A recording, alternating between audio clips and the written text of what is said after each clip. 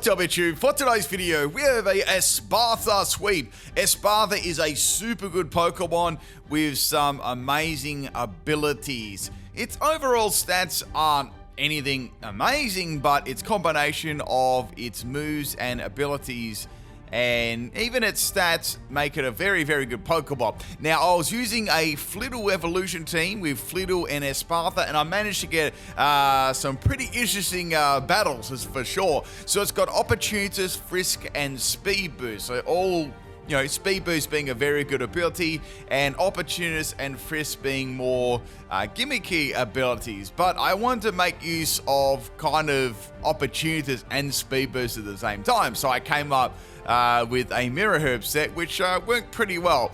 So we got a random battle here. We got a Algae lead. Don't get to see that one very often. And I have Flittle as the lead. So I just swapped straight into Espathra to go for the W.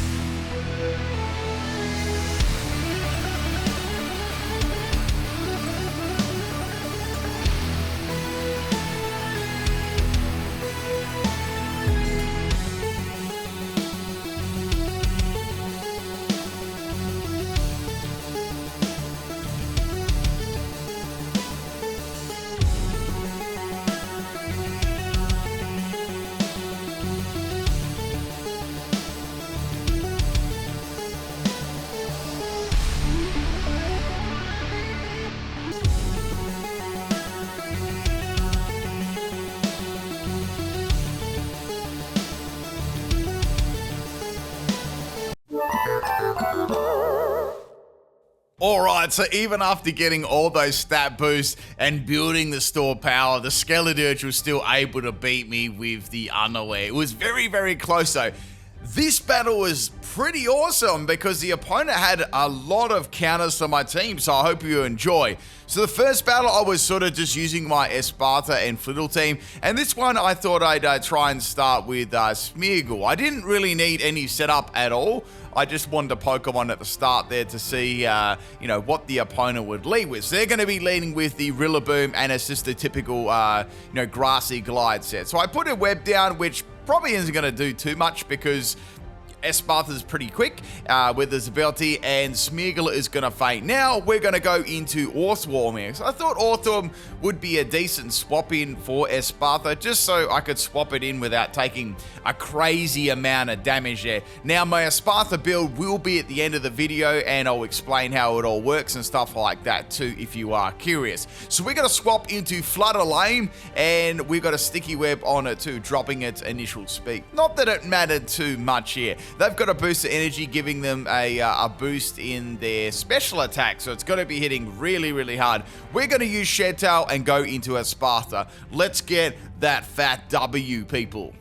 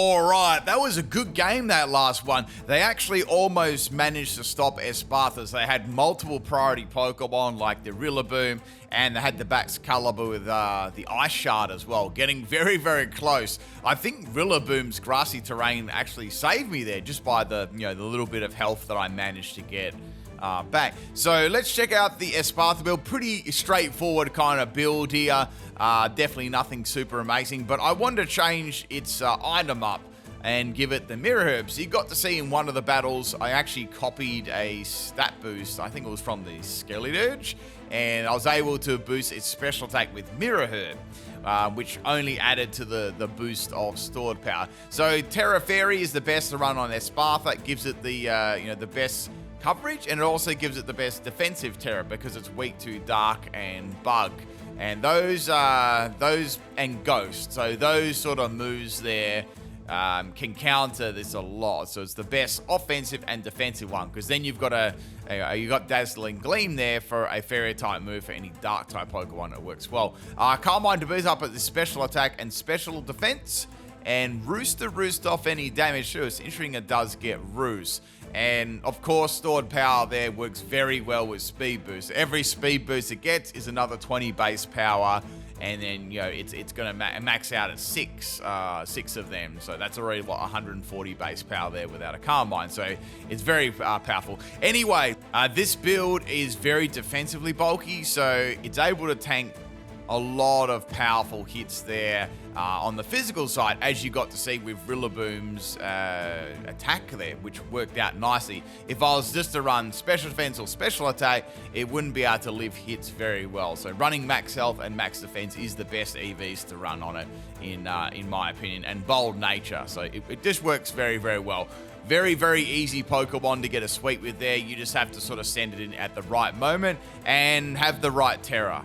That's pretty much it. There's the build. Hope you enjoyed it, and I'll catch you next time. Peace out, everyone.